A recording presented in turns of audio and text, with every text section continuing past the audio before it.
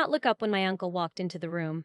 I heard him, the way you always hear someone who has spent their whole life making sure they take up space. The heavy footfall, the deliberate clearing of his throat, the way he pulled out the chair across from me like he was doing me a favor just by sitting down. I kept my eyes on the window. The parking lot of the county courthouse in Millhaven, Ohio, was half empty on a Tuesday morning in March, and the trees along the edge of it still had no leaves, just branches, bare and patient. I had been patient for a long time, too. My name is Simone. I'm 31 years old, and until 8 months before that Tuesday, I had not been home in 4 years.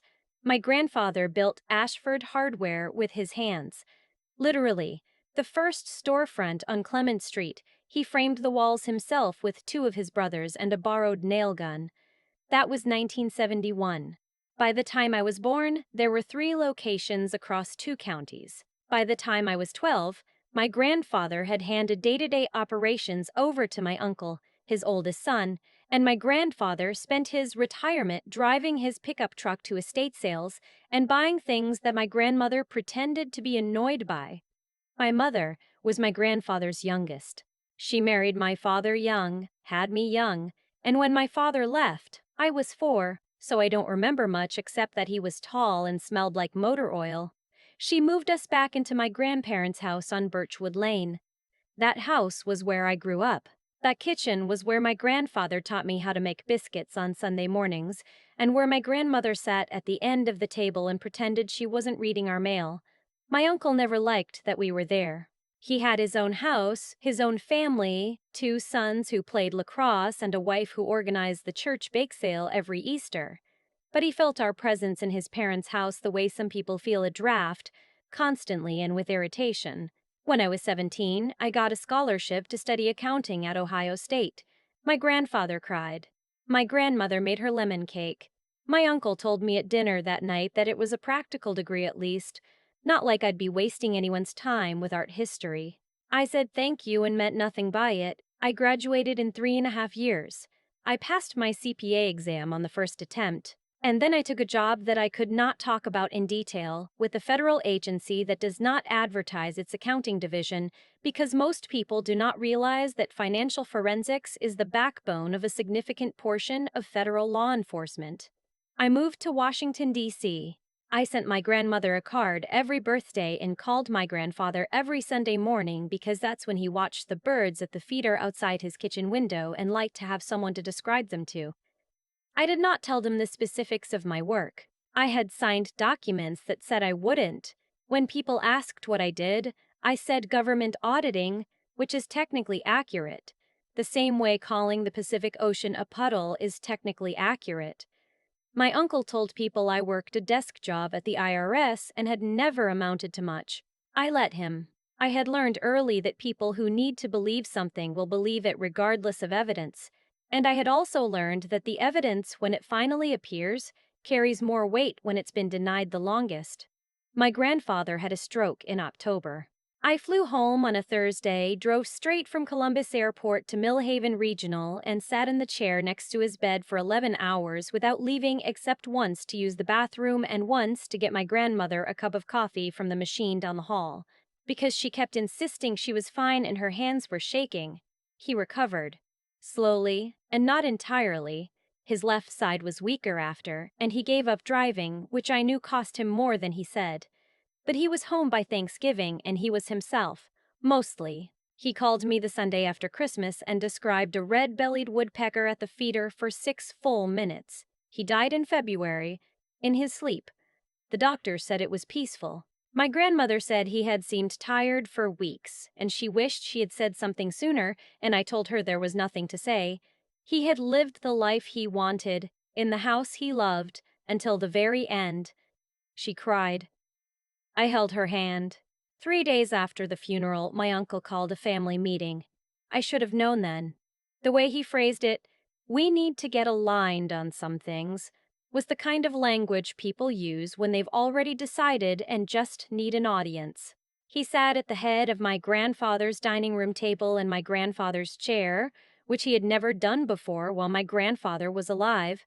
His wife sat to his left. His two sons, who were 19 and 22 and had never showed any interest in the hardware stores until approximately 48 hours after the funeral, sat across from me and my mother. My grandfather's will had been filed with his attorney, a woman named Patricia Lorne, who had handled his affairs for 20 years. The will was clear. The hardware business and the properties associated with it would pass to my uncle, with a 30% interest held in trust for my mother. The house on Birchwood Lane would go to my grandmother for her lifetime and then to my mother outright. Liquid assets, savings, some CDs, an investment account to be divided equally between my uncle and my mother, with a smaller allocation to me directly. Specifically noted as in recognition of Simone's years of consistent support and in the hope that she will always know she was seen. That last part. I had to read it 3 times in the attorney's office before I could look up without my eyes doing something I didn't want anyone to see. My uncle contested it within the week. His claim was specific and surgical, that I had exercised undue influence over my grandfather in his final years, particularly in the 18 months following his stroke, and that the direct allocation to me, along with certain amendments made to the trust documents 14 months prior, reflected manipulation of a vulnerable elderly man, not his genuine wishes.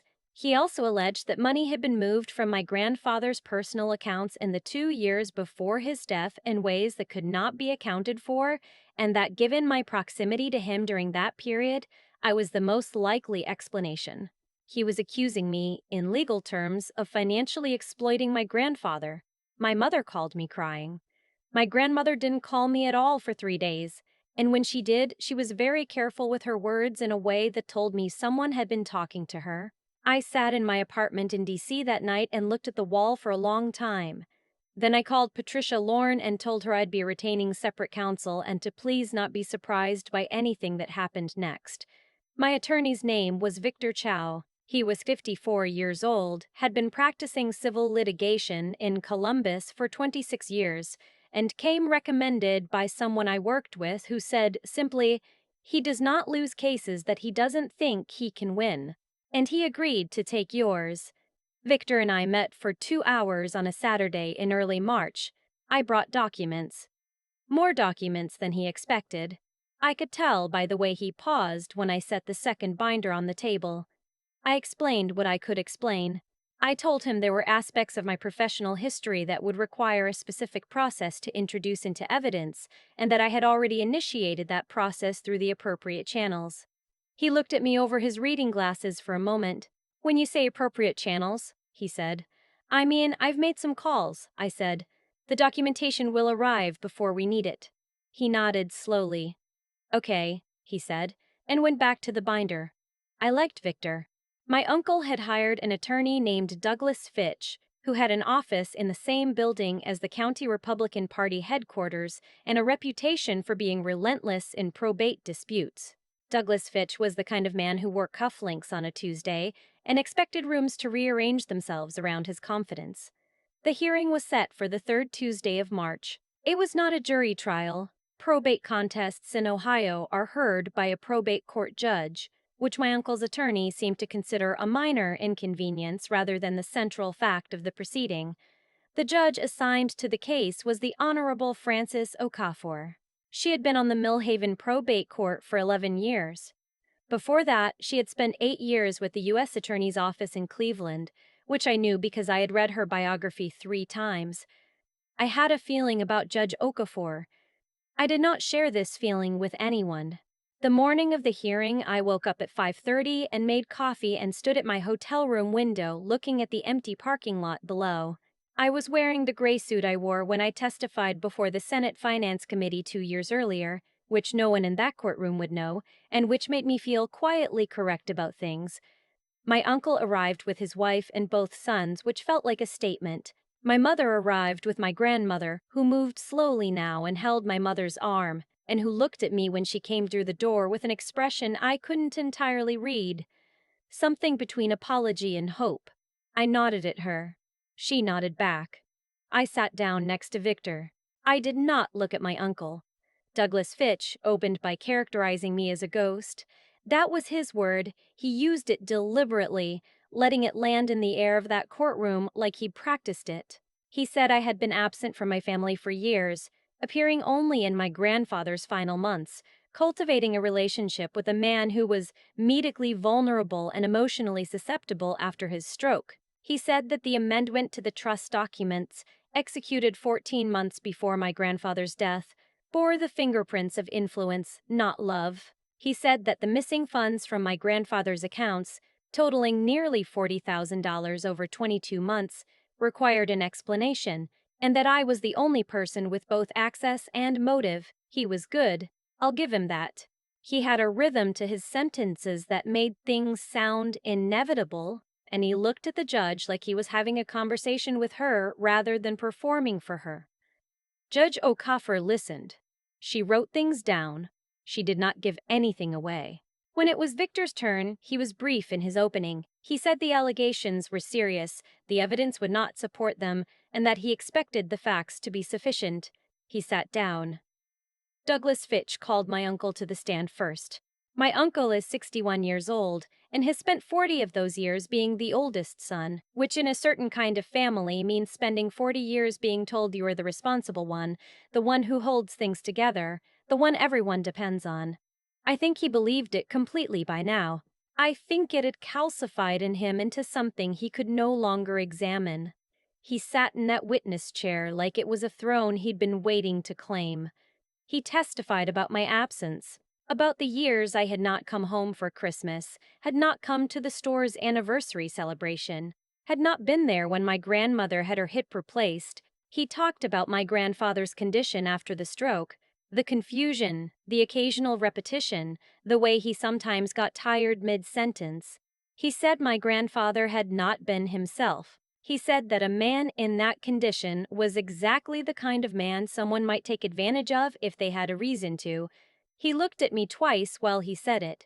I looked back both times. Then Douglas Fitch asked him about the money. My uncle explained carefully that he had reviewed the account records going back 3 years and that there were regular transfers, some as large as $5,000, from my grandfather's personal savings account to an account he didn't recognize.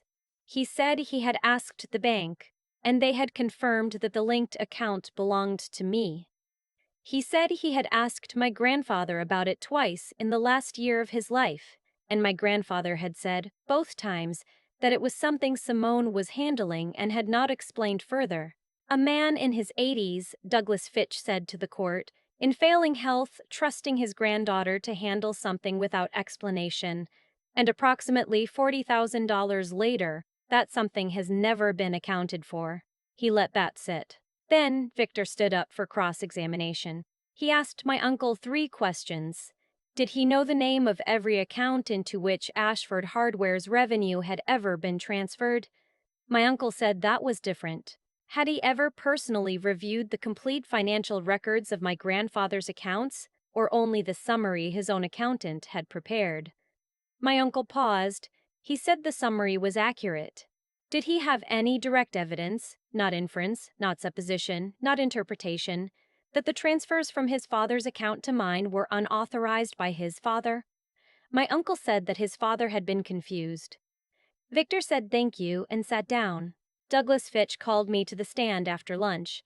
I had eaten the sandwich in the attorney's room down the hall. Victor had gone over what to expect. I already knew what to expect.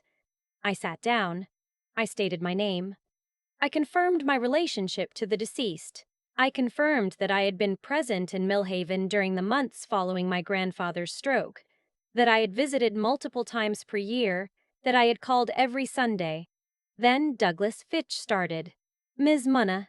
Vane, he said. He used my last name the way people do when they want you to feel like a stranger. Can you tell this court what you do for a living? Financial forensic analysis, I said. And who do you do this for? The federal government. Which agency? I looked at Judge Okafor. Your Honor, I'd like to address that question in conjunction with the documentation my counsel will be submitting. Judge Okafor looked at Victor. Victor stood and said, Your Honor, we have a sealed submission for the court's review before the witness answers that line of questioning. Douglas Fitch turned slowly. He had not expected this. I watched it cross his face. Not panic, not yet, but the first awareness that the terrain had shifted. Victor approached the bench and handed Judge Okafor a large envelope. Dark gray, sealed with a strip along the top. It had two seals on the front that I will not describe in detail, and my judge's copy of the accompanying letter had a header I knew she would recognize. Judge Okafor looked at the envelope. She looked at the front. She was still for a moment. Then she looked at me. And in her face, for just a second, behind 11 years of judicial composure, there was something, recognition, understanding, maybe something that looked almost like confirmation. She said, "We'll take a 15-minute recess." I have since been told, by Victor, who was told by the bailiff, who apparently was standing close enough to hear, that during that recess, Judge Okafor placed a phone call from her chambers. I don't know who she called. I have some educated guesses and no intention of saying them out loud. What I know is that when court resumed, Douglas Fitch was very quiet. Judge Okafor addressed the courtroom. She said that the submission provided by the defense had been reviewed and verified through appropriate channels. She said that information bearing on the question of the witness's employment would be considered by the court as a sealed matter, not for public record. And then she said something that I will remember for the rest of my life in her measured, unhurried voice that had clearly spent years in a federal building. It is the court's finding that the transfers at issue were made with full knowledge and authorization of the decedent, and that the characterization of those funds as unauthorized or as evidence of undue influence is not supported by the evidence before this court. Further, I am satisfied that the work being performed with those funds was of a nature and a significance that the decedent was entirely correct to consider private. The contest filed against the amended trust is denied. The original trust documents, including their amendments, shall be administered as written. She looked at my uncle when she said the last part. He was looking at the table. "Mr. Ties. Fitch," she said, "you may wish to advise your client regarding the potential exposure created by these proceedings." Douglas Fitch did not respond. He wrote something on his legal pad. I could not see what. We filed out slowly. My mother grabbed my hand in the hallway and held it very tight and didn't say anything for almost a minute. My grandmother was standing a few feet away, being helped with her coat by my cousin, the younger one, 19, who had spent most of the hearing looking at his phone and who now would not meet my eyes at all. My uncle walked out past me without speaking. His wife followed. I heard her heels on the tile floor all the way to the elevator. Victor shook my hand and said, "I've been practicing for 26 years, and I've never had a client hand me a sealed federal submission before. That's going in my memoir." I laughed. It felt surprising, like something that had been waiting behind a door. Outside, in the parking lot, the March air was cold and thin and smelled like the kind of cold that wouldn't last much longer. My mother walked out with me and we stood by my rental car and she said, "I didn't know. About the money, about what you were doing with it. I had been sending payments to a financial planner in Columbus who managed a private investment account in my grandfather's name, structured so that the returns would pass directly to my grandmother's living expenses after his death. It was his idea, actually. He had called me 4 years earlier, 2 months after I started the job, and asked me, quietly, if I knew anything about how to protect money so that it stayed protected. He had done the same thing his own father had failed to do, and he did not want my grandmother to have to depend on anyone she shouldn't have to depend on. I had said I knew a little about that. We had talked for 2 hours. I told my mother this in the parking lot. She listened and then looked up at the sky for a moment. "He knew, didn't he?" she said. Not a question. "He knew," I said. She nodded. We stood there a little longer. Before I got in the car, she asked me what was in the envelope. "Not the specifics," she said, "just generally." I thought about how to answer that. "Evidence," I said, "that I was never a ghost." I drove back to Columbus that evening. I stopped once for gas and a cup of coffee at a station outside of Zanesville, and I sat in the parking lot for a few minutes before getting back on the highway. The sky was going dark in that specific way. It does in Ohio in March, deep blue at the top and pale orange at the horizon, and the fields on both sides of the road were still gray and flat from winter. My grandfather used to say that the thing about Ohio is that it doesn't try to impress you, it just waits for you to pay attention. He said most things worth having were like that. I've thought about that a lot over the years. About the work I do that I can't describe. About the 4 years I didn't come home because I told myself it was for professional reasons, and maybe it was also because I didn't know how to exist in that house without being who they thought I was. The girl who left. The one who never amounted to much. My grandfather knew better. He had always known better. He just waited, the way Ohio waits, for me to be ready to let someone see it. On my phone, as I pulled back onto the highway, there was a text from a number I recognized from a DC area code. It said only, confirmed. Case noted at appropriate level. Good work, Vane. I set the phone face down on the passenger seat. The road went straight for a long time ahead of me. I kept driving. People used to ask me, when I was younger, why I never defended myself, why I let things sit, why I didn't correct people when they said things about me that weren't true, that I was drifting, that I hadn't amounted to much, that I was the granddaughter who left and never looked back. I never had a clean answer for that. I think I just understood, somewhere early, that a defense offered before anyone is ready to believe it doesn't land as truth. It lands as desperation.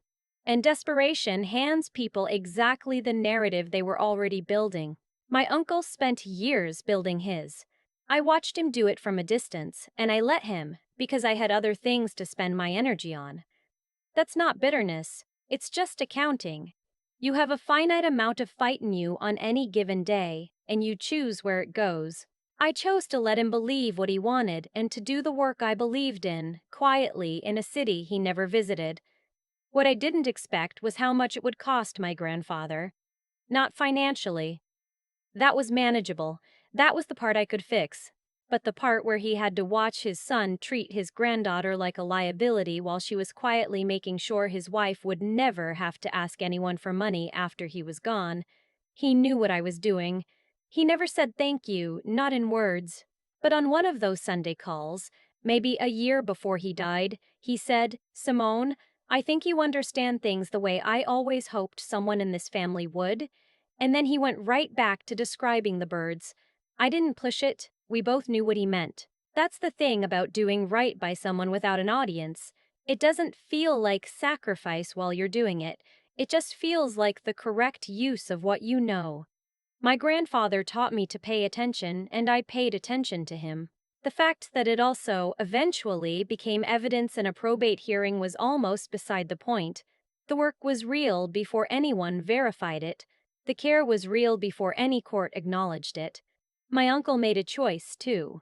He chose the version of events that made him the rightful center of a story that was never actually his, and I think that's where the real consequence lives, not in what the judge ruled, not in what Douglas Fitch quietly packed into his briefcase on the way out of that courtroom. The consequence is that my uncle now knows he looked his father's legacy in the face and tried to shrink it to fit himself. That doesn't go away when you leave the building. I'm not interested in his regret. I'm not sure he's capable of it, and I've stopped needing to know. What I know is that the $40,000 my grandfather sent to me over those 2 years is now a structured account that pays my grandmother's in-home care without her ever having to ask anyone for a thing. I know that my grandfather wanted that. I know that it's working exactly the way we planned it would. And I know that when Judge Okafor looked at me across that courtroom, what passed between us in that half second was something no filing can capture. It was the specific recognition of a person who has been doing serious work in invisible spaces and has simply, finally, been seen. I drove home through Ohio in the dark, past the flat fields and the bare trees, and I thought about patience. Not the passive kind, not waiting and hoping, the active kind. The kind where you keep doing the work because the work is worth doing, and you trust that the record will speak when the record needs to speak. My grandfather understood that. He built something real over decades, without fanfare, in a small town that didn't always notice. I think I learned it from watching him. The truth doesn't need a head start, it just needs enough time.